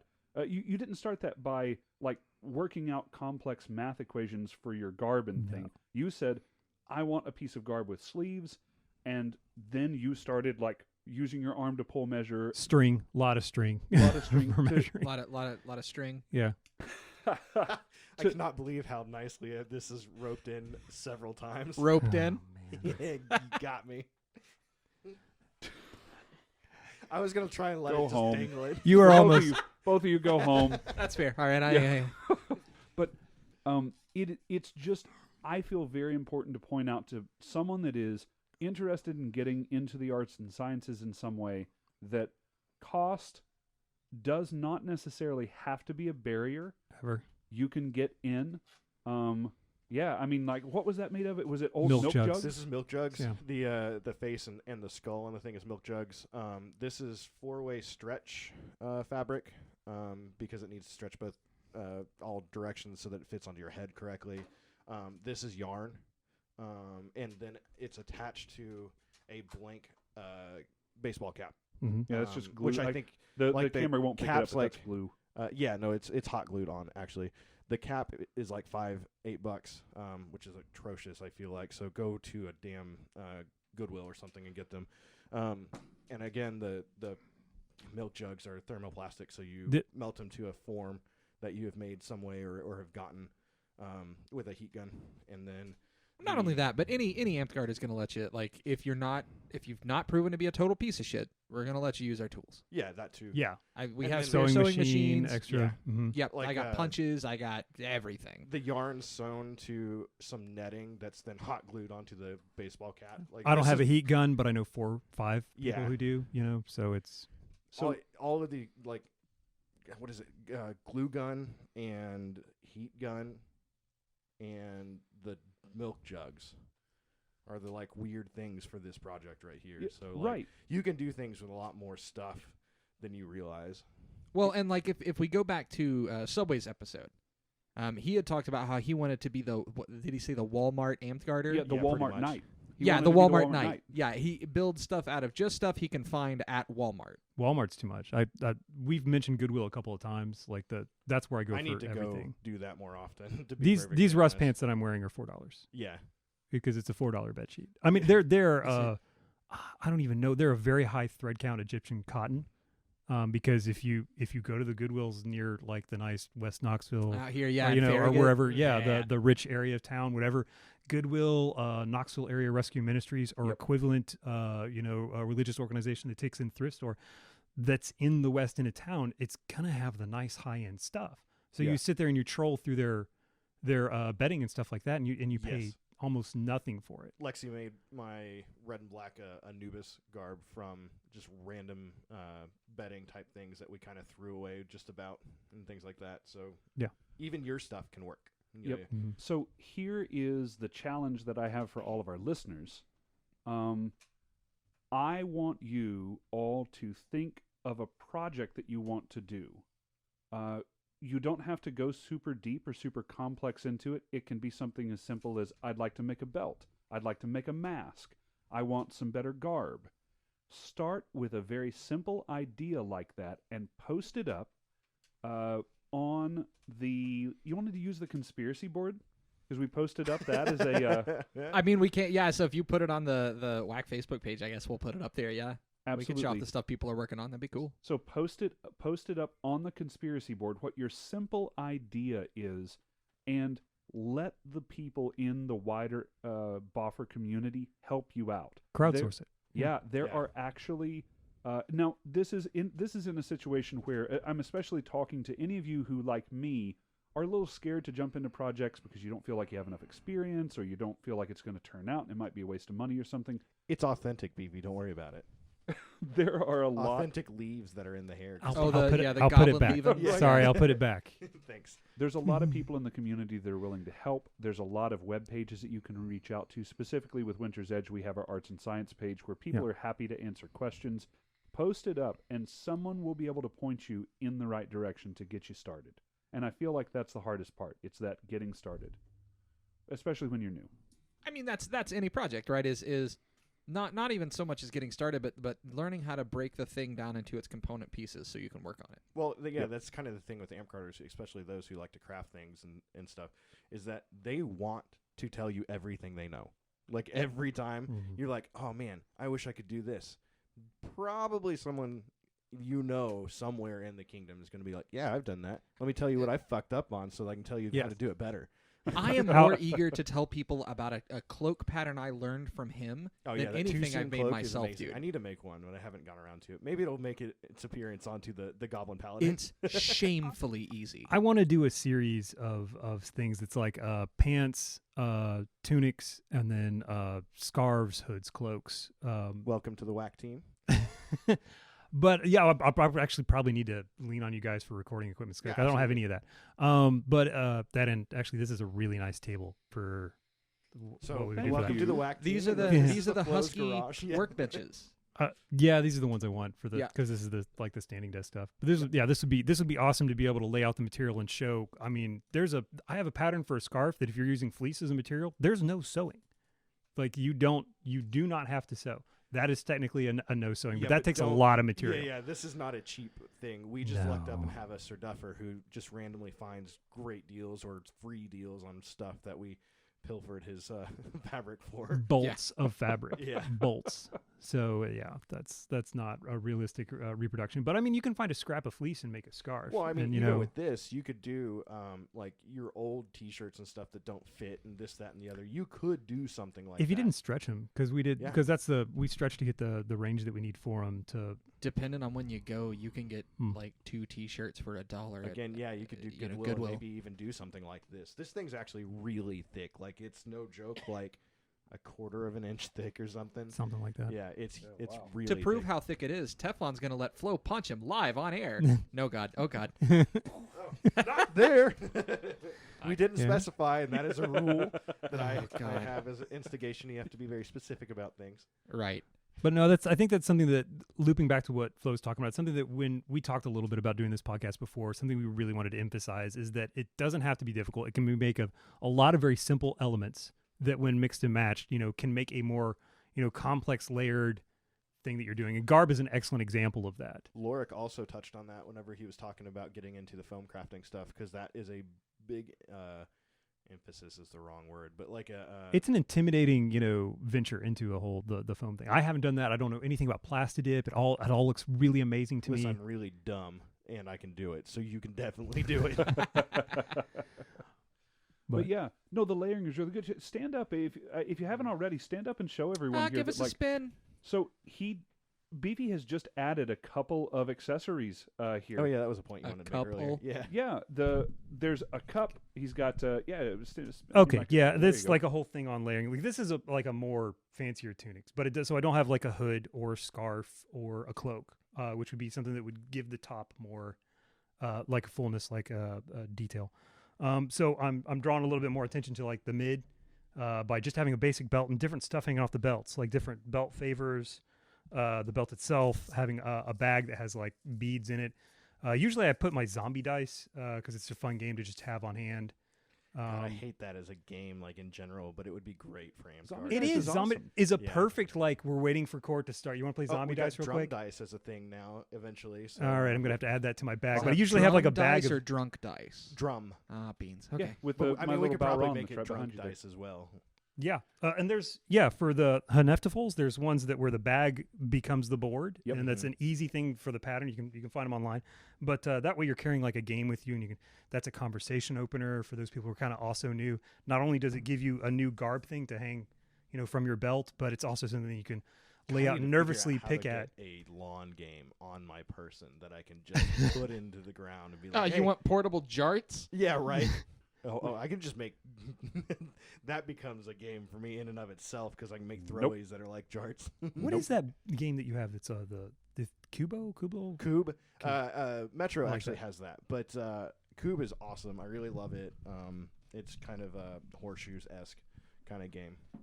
Yeah, I think we need to have more. I think we need to have more games that are for just sitting on the side for our colors. This is project number 573 for me. Like I've touched on it on a previous Hammer Time. One of the things that I really liked or want to do is make more board game type things and stuff that's like downtime games that we're not necessarily doing Amguard stuff, but at an event or something. Well, there's downtime games, and those same things that are downtime games are things for like your Pickles is never going to be in a battle game or anything. But people like Pickles want to be able to do something and socialize on the sides. Everybody knows how to play cornhole or something like that. Exactly. So like that's why I really like Cube because it's kind of a physical thing that you do. Yeah. Horseshoes to cornhole like you're talking about to rollers, bocce ball, ladder ball, all of those like vaguely historical games on a thing of ironworking puzzles just to lay around and be like, here, check these out. I have those actually, and then like I was saying, like with the board games, I wanted to do Senate and the Royal Game those are actual historical board games that we think we know how it's played, so things like that are the Game of is the one with like the chariot going around the there's it's got a board that's like an I, like a capital I. Yeah. And it's like a race game is what and you're like racing it's like a chariot that's supposed I think to, so, yeah. I've seen a video about this and I kind of want to try it out. If you make it, let me know because I want to play test it's on the project list and again I want to do this in such a way that I can keep it portable, so I'm probably going to make another box within box kind of aspect so that I can bring it a bunch of things. But I wanted to have a thing that like where I would test stuff that was going to be part of the quest. And it is this a side game that you're playing. It's things that's like a ring toss or something like that. I do this in battle game testing too. Like I will make a game that tests a core mechanic of another game so that I can be like, this works or this one doesn't work. So yeah, that's very much part of my process of doing things like that too. I kind of want to make a PVC and blue foam chariot now. So I don't know what I'd use. We have done chariot race or something along those lines from I think it's Gorn's Book of War or something like that, where you have two chariots that race in opposite directions. So yeah, something like that. Again, this is the production, just a little bit more production and time into it brings more visual things to our game. So like when you look at like paintball or airsoft or stuff like that, they have a kit, which usually their kit's kind of militaristic, so whatever, that's their LARP. But they also have the field, which with paintball on some of the more competitive things is the inflatables and stuff like that. There's a very visual aspect to their game where we don't have as much, which is why I've moved to the walls because it's a very big visual thing. but it doesn't have to be that big. Like we have an inflatable that we made that was kind of a Dorito in the paintball world. Oh man, y'all remember 3D Doritos? Yeah, right. No, All right, that's anyway. exactly what it looks like. Is it looks like a 3D Dorito. Aren't all Doritos 3D? Listen, no, this was a whole other thing. Yeah, They were like pyramid shaped because regular Doritos don't destroy your mouth enough. So they made They made caltrops. I was going going to to say, this is a caltrip. That Yeah. you did. Okay, all right. The Rollitos was my Flavor blasted. favorite, but but yeah. So you have this little pyramid thing that went up to hip height, and it created a spot where you couldn't really stand. You can kind of sort of hide behind it, but it's still again not super invasive as far as height goes. So it creates a different kind of level of engagement on the battlefield. Unfortunately, I think we've only used it the one time, but those are the things that I feel like we don't do enough of. I feel like a lot of times we feel like, at least from prop or Dragon Master type level stuff, where we get really focused on these things that can't be used in game sometimes, or at least not on the battlefield where it's a court garb thing. I still think there's a lot more room for some monster garb and stuff like that to be entered and things like that are more, I don't want to say useful, but more useful for battle games or fighting perspective. Absolutely. Do you want to do it or should I? Oh, no, you do it. You do it. All right. So, Beefy, we have a tradition on the show. If you've listened, you know what's coming next. We always ask our guests for a wacky story. Keep it PG-13. I mean, if you can't, you can't. No, you don't have to. This show's marked explicit on Spotify. Like, No, it's not for kids on I know YouTube. some of the stories you know. You don't have to keep I'm going to plead the PG-13. fifth on this one. Oh, no. You got to give us a story time, man. Like, yeah, this If is. you don't tell a story, yeah. I'm going Okay, to all tell right. a story. That's fair. Hold on. Let's You not- don't have to tell a story. I know that your wife is just beyond that curtain there. Oh, we can totally get Pickles. Do we want to Pickles to tell a story? No, Pickles knows all the good stories. That's all. That's all Does that she there know is. where the skeletons are? All the bodies are buried. Okay, yes. No, you know what? I've been looking forward to telling this one anyway. This is fun, and this is probably my favorite Amtgard story that I should be banned for. I know what story it is. Yeah. So we're driving back in the flow van. Used to we would load up a 15 passenger van, which I think has been on the show. I've mentioned a few times. Yeah. It's another character now on the WAK. Oh, Lauren, would you draw the van as one The of the van heads? that'd be great. That'd be great. But yeah, we were coming back from an event, and I'm a little bit of a clean freak. I'm not comfortable with like a bathroom that's dirty, and I will try and go through an entire event without having to poop. But if I have to go, like I usually like if I can get cleaning materials, I will clean the bath, and all of that. And Gillen's known me since the dawn of time, too long. He also knows where too many bodies are buried. But he knows this, and I'm driving, and I'm like, guys, we got to, and he's crap for driving, by the way. That guy will be like, yeah, I'll drive that shift. I got to fall asleep. And he will sleep right through the shift. But anyway, he had woken up bright and bushy-tailed from sleeping through stuff, and I was like, guys, I got to stop. I got to use the bathroom. And before I can put it in park in the gas station, he busts out of the door, runs into the one holer, bathroom, and says, it's gonna be a while. I'm like, dude, come on. You gotta let me in here. Come on. I really gotta go. And he's like, no, it's a bit so squinchy. bad. It's gonna be a while. It's like a war crime in here. I'm so sorry. I'm going to the guy at the desk and being like, do you have cleaning materials? Like, I will clean your bathroom for you if you will just, I don't want to have to buy a $9 bottle of cleaner to clean your bathroom to use it. And he's like, no. So I'm like, and I'm going back and forth trying to knock on the door with Gillen, and he's being a jerk about it. So I'm like, all right, fine. Everybody get in the van. And like even Katie Robbins' bear suit was like has come and I was like, what's going on? Like I'm about to pull out and drive. I was like, if you're not in the van, we're leaving you behind. And Bears comes, are we leaving, Gillen? I was like, yes.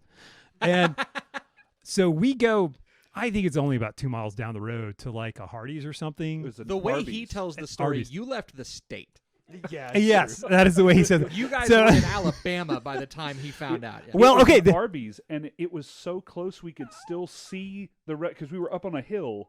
We could still see where he was. We were, but he had no idea because this is a time period where cell phones weren't plentiful, and he did not go into that bathroom with the flip phone that he had at the time because he was wearing these capri wrapped pants and a tank top and tennis shoes. Yep. He didn't have his wallet. He didn't have his phone. He didn't have anything on him. And we stayed at that Arby's and used the bathroom and took a lunch break for like 11 people, and then finally, got all back into the van and then drove back and pulled into and I'm pulling up, and he's sitting on the curb in the parking lot, and he is so pissed. He's livid. He is the maddest I've ever seen him. And we should point out too that when we got back in the van, one of the people was like, "Oh man, we left Zeb at that gas station. I forgot about him."